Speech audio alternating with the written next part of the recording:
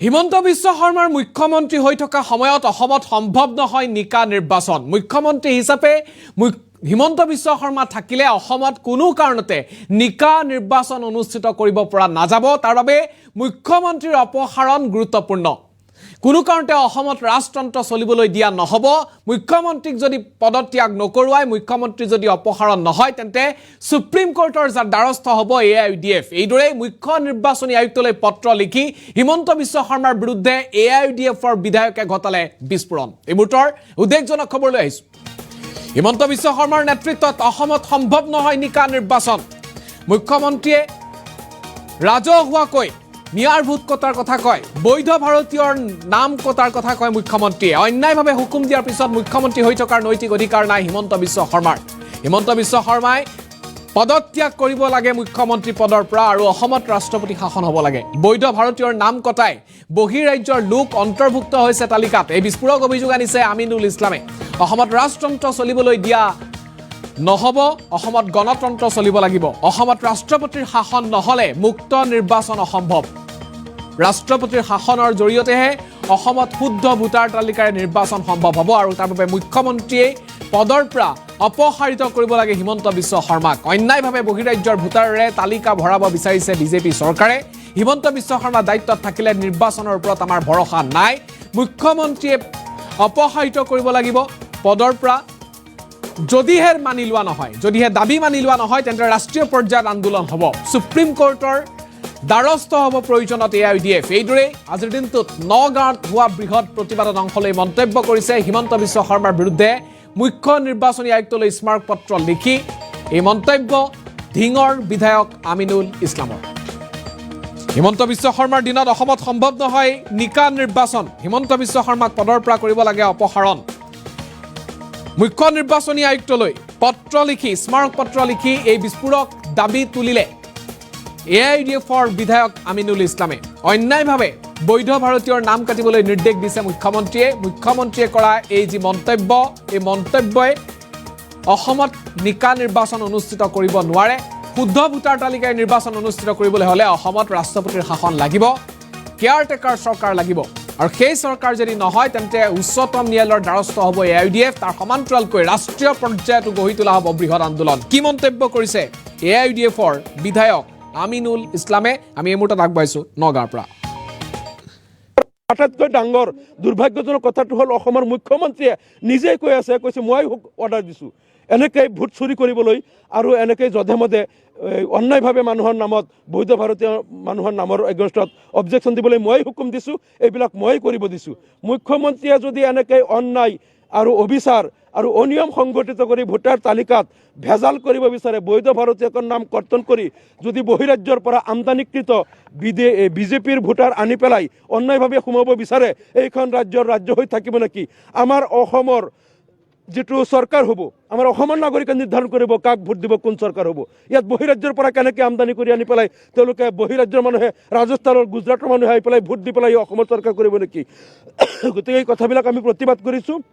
আৰু আমাৰ কথাটো হ'ল, মুখ্যমন্ত্ৰী মহোদয়ে নিজেই যেতিয়া কৈছে মই হুকুম দিছোঁ, মুখ্যমন্ত্ৰী এনেকৈ অন্যায়ভাৱে মানে বৈধ ভাৰতীয়ৰ নাম কৰ্তন কৰি বহিৰাজ্যৰ ভোটাৰক ইয়াত সোমাবলৈ যিটো আদেশ দিছে, মুখ্যমন্ত্ৰী আমি পদত্যাগ দাবী কৰিছোঁ। মুখ্যমন্ত্ৰী তেওঁৰ পদত থকাৰ নৈতিক অধিকাৰ নাই। তেওঁ ৰাজতন্ত্ৰ ভাবিছে নেকি? অসমখন ৰাজতন্ত্ৰ, তেওঁৰ এইটো লিগেচি নাই। গতিকে লিগেলি তেওঁ অসমৰ মুখ্যমন্ত্ৰী হৈ থাকিব নোৱাৰে। আমি দাবী কৰিছোঁ আপুনি পদত্যাগ কৰি এটা ইয়াত কেয়াৰটেকাৰ চৰকাৰ হওক বা ৰাষ্ট্ৰপতিৰ শাসন হওক, ৰাষ্ট্ৰপতি শাসনত যাতে এটা মুক্ত নিৰ্বাচন হয়, য'ত এটা শুদ্ধ ভোটাৰ তালিকা হ'ব, বৈধ ভাৰতীয়ৰ নাম কৰ্তন নহ'ব, বহিৰাজ্যৰ অবৈধ ভোটাৰৰ নাম অন্তৰ্ভুক্ত নহ'ব, এনেকুৱা এখন শুদ্ধ ভোটাৰ তালিকাৰ অসমৰ নিৰ্বাচন অনুষ্ঠিত হওক। এই মুখ্যমন্ত্ৰী যিজনে ইমান অন্যায় কৰিব পাৰে, অন্যায়ভাৱে বৈধ ভাৰতীয়ৰ নাম কৰ্তন কৰিবলৈ তেওঁ হুকুম দিয়ে আৰু বহিৰাজ্যৰ ভোটাৰক আনি পেলাই ভোট চুৰি কৰিব বিচাৰে, এই মুখ্যমন্ত্ৰী হিমন্ত বিশ্ব শৰ্মা দায়িত্বত থাকিলে কিন্তু ইয়াত মুক্ত আৰু নিকা নিৰ্বাচন অনুষ্ঠিত নহ'ব বুলি আমাৰ ধাৰণা। গতিকে আমি দাবী কৰিছোঁ মুখ্যমন্ত্ৰী হিমন্ত বিশ্ব শৰ্মাৰ কাৰ্যকালত যাতে তেওঁৰ নেতৃত্বত, তেওঁৰ মুখ্যমন্ত্ৰিত্বৰ কালত যাতে নিৰ্বাচন অনুষ্ঠিত নহয়, ইয়াত নিৰ্বাচন আয়োগে হস্তক্ষেপ কৰিব লাগে। মুখ্য নিৰ্বাচনী আয়ুক্তক আমি আজি জিলা আয়ুক্তৰ জৰিয়তে আমি এইটো আহ্বান জনাম, মুখ্য নিৰ্বাচনী আয়ুক্তই হস্তক্ষেপ কৰিব লাগে আৰু অসমৰ মুখ্যমন্ত্ৰীক তেওঁৰ পদৰ পৰা অপসাৰণ কৰিব লাগে আৰু এখন কেয়াৰটেকাৰ চৰকাৰ হৈ এখন মুক্ত আৰু নিকা ভোটাৰ তালিকা আৰু মুক্ত আৰু নিকা নিৰ্বাচন অনুষ্ঠিত কৰাৰ কাৰণে অসমত এটা পৰিৱেশ সৃষ্টি কৰিব লাগে। AUDF দলে আমি এইটো দাবী জনাইছোঁ আৰু যদি আমাৰ দাবী মানি লোৱা নহয় আমাৰ আন্দোলন আমি ৰাজ্যিক পৰ্যায়ত ৰাষ্ট্ৰীয় পৰ্যায়ত লৈ যাম। প্ৰয়োজন হ'লে আমি হাইকোৰ্ট বা সুপ্ৰিম কোৰ্টৰ দ্বাৰস্থ হ'বলৈ বাধ্য হ'ম। কিন্তু অসমত এখন কেয়াৰটেকাৰ চৰকাৰৰ জৰিয়তে এখন মুক্ত আৰু নিকা নিৰ্বাচন হ'ব লাগিব। হিমন্ত বিশ্ব শৰ্মা নিজে যেতিয়া অন্যায়ত জড়িত তেওঁ নিজে স্বীকাৰ কৰিছে, তেওঁ অনিয়ম কৰিছে, তেওঁৰ নেতৃত্বত কিন্তু অসমত মুক্ত নিৰ্বাচন নহ'ব। গতিকে আমাৰ দাবী মানিবলৈ আমি মুখ্য নিৰ্বাচনী আয়ুক্তক আমি অনুৰোধ জনাইছোঁ।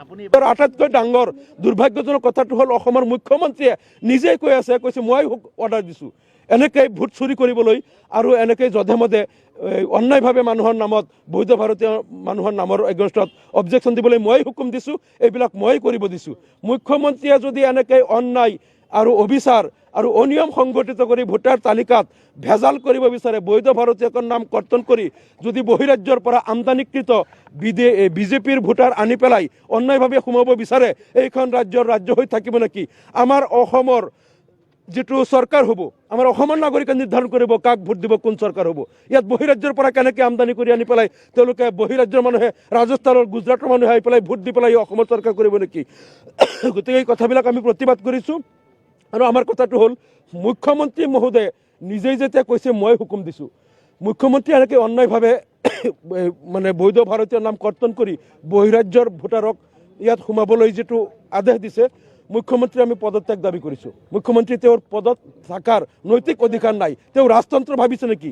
অসমখন ৰাজতন্ত্ৰ, তেওঁৰ এইটো লিগেচি নাই। গতিকে লিগেলি তেওঁ অসমৰ মুখ্যমন্ত্ৰী হৈ থাকিব নোৱাৰে। আমি দাবী কৰিছোঁ আপুনি পদত্যাগ কৰি এটা ইয়াত কেয়াৰটেকাৰ চৰকাৰ হওক বা ৰাষ্ট্ৰপতিৰ শাসন হওক, ৰাষ্ট্ৰপতিৰ শাসনত যাতে এটা মুক্ত নিৰ্বাচন হয়, য'ত এটা শুদ্ধ ভোটাৰ তালিকা হ'ব, বৈধ ভাৰতীয়ৰ নাম কৰ্তন নহ'ব, বহিৰাজ্যৰ অবৈধ ভোটাৰৰ নাম অন্তৰ্ভুক্ত নহ'ব, এনেকুৱা এখন শুদ্ধ ভোটাৰ তালিকাৰ অসমৰ নিৰ্বাচন অনুষ্ঠিত হওক। এই মুখ্যমন্ত্ৰী যিজনে ইমান অন্যায় কৰিব পাৰে, অন্যায়ভাৱে বৈধ ভাৰতীয়ৰ নাম কৰ্তন কৰিবলৈ তেওঁ হুকুম দিয়ে আৰু বহিৰাজ্যৰ ভোটাৰক আনি পেলাই ভোট চুৰি কৰিব বিচাৰে, এই মুখ্যমন্ত্ৰী হিমন্ত বিশ্ব শৰ্মা দায়িত্বত থাকিলে কিন্তু ইয়াত মুক্ত আৰু নিকা নিৰ্বাচন অনুষ্ঠিত নহ'ব বুলি আমাৰ ধাৰণা। গতিকে আমি দাবী কৰিছোঁ মুখ্যমন্ত্ৰী হিমন্ত বিশ্ব শৰ্মাৰ কাৰ্যকালত যাতে তেওঁৰ নেতৃত্বত, তেওঁৰ মুখ্যমন্ত্ৰীত্বৰ কালত যাতে নিৰ্বাচন অনুষ্ঠিত নহয়, ইয়াত নিৰ্বাচন আয়োগে হস্তক্ষেপ কৰিব লাগে। মুখ্য নিৰ্বাচনী আয়ুক্তক আমি আজি জিলা আয়ুক্তৰ জৰিয়তে আমি এইটো আহ্বান জনাম, মুখ্য নিৰ্বাচনী আয়ুক্তই হস্তক্ষেপ কৰিব লাগে আৰু অসমৰ মুখ্যমন্ত্ৰীক তেওঁৰ পদৰ পৰা অপসাৰণ কৰিব লাগে আৰু এখন কেয়াৰটেকাৰ চৰকাৰ হৈ এখন মুক্ত আৰু নিকা ভোটাৰ তালিকা আৰু মুক্ত আৰু নিকা নিৰ্বাচন অনুষ্ঠিত কৰাৰ কাৰণে অসমত এটা পৰিৱেশ সৃষ্টি কৰিব লাগে। AUDF দলে আমি এইটো দাবী জনাইছোঁ আৰু যদি আমাৰ দাবী মানি লোৱা নহয় আমাৰ আন্দোলন আমি ৰাজ্যিক পৰ্যায়ত ৰাষ্ট্ৰীয় পৰ্যায়ত লৈ যাম। প্ৰয়োজন হ'লে আমি হাইকোৰ্ট বা সুপ্ৰিম কোৰ্টৰ দ্বাৰস্থ হ'বলৈ বাধ্য হ'ম। কিন্তু অসমত এখন কেয়াৰটেকাৰ চৰকাৰৰ জৰিয়তে এখন মুক্ত আৰু নিকা নিৰ্বাচন হ'ব লাগিব। হিমন্ত বিশ্ব শৰ্মা নিজে যেতিয়া অন্যায়ত জড়িত, তেওঁ নিজে স্বীকাৰ কৰিছে, তেওঁ অনিয়ম কৰিছে, তেওঁৰ নেতৃত্বত কিন্তু অসমত মুক্ত নিৰ্বাচন নহ'ব। গতিকে আমাৰ দাবী মানিবলৈ আমি মুখ্য নিৰ্বাচনী আয়ুক্তক আমি অনুৰোধ জনাইছোঁ। আটাইতকৈ ডাঙৰ দুৰ্ভাগ্যজনক কথাটো হ'ল অসমৰ মুখ্যমন্ত্ৰীয়ে নিজেই কৈছে মই অৰ্ডাৰ দিছোঁ। এনেকৈ ভোট চুৰি কৰিবলৈ আৰু এনেকৈ যধে মধে অন্যায়ভাৱে মানুহৰ নামত বৈধ ভাৰতীয় মানুহৰ নামৰ এগেইনষ্টত অবজেকশ্যন দিবলৈ মই হুকুম দিছোঁ, এইবিলাক মই কৰিব দিছোঁ। মুখ্যমন্ত্ৰীয়ে যদি এনেকৈ অন্যায় আৰু অবিচাৰ আৰু অনিয়ম সংগঠিত কৰি ভোটাৰ তালিকাত ভেজাল কৰিব বিচাৰে, বৈধ ভাৰতীয়কৰ নাম কৰ্তন কৰি যদি বহিৰাজ্যৰ পৰা আমদানিকৃত বিজেপিৰ ভোটাৰ আনি পেলাই অন্যায়ভাৱে সোমাব বিচাৰে, এইখন ৰাজ্যৰ ৰাজ্য হৈ থাকিব নেকি? আমাৰ অসমৰ যিটো চৰকাৰ হ'ব, আমাৰ অসমৰ নাগৰিকে নিৰ্ধাৰণ কৰিব কাক ভোট দিব, কোন চৰকাৰ হ'ব। ইয়াত বহিৰাজ্যৰ পৰা কেনেকৈ আমদানি কৰি আনি পেলাই তেওঁলোকে